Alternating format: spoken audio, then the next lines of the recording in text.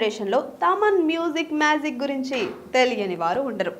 ఎంతలా పేరొచ్చింది అంటే తమిళ్లో రజనీకాంత్కి బక్కోడు అనిరుద్ధ్ ఎలాగో తెలుగులో బాలయ్యకి బండోడ్ అని పెద్ద కాంప్లిమెంట్ వచ్చింది.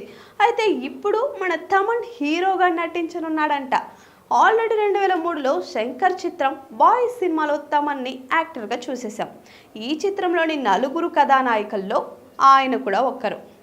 ఆ ఒక్క సినిమాతోనే హీరోగా నటించి ఆ తర్వాత మరి ఏ సినిమాలోనూ లీడ్ రోల్లో నటించలేదు.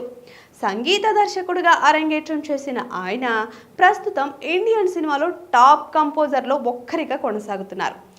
ఇప్పుడు ఇన్నేళ్ల తరువాత తమన్ హీరోగా నటించనున్నాడని టాక్. అబ్బా, ఎక్స్క్లూజివ్ రిపోర్ట్స్ ప్రకారం తమన్ ఓ తమిళ సినిమాలో లీడ్ యాక్టర్గా రీ ఎంట్రీ ఇవ్వబోతున్నాడు. అథర్వ మరో ప్రధాన పాత్రలో నటిస్తున్న ఓ తమిళ చిత్రంలో ఆయన కథానాయకుడిగా నటిస్తున్నారు.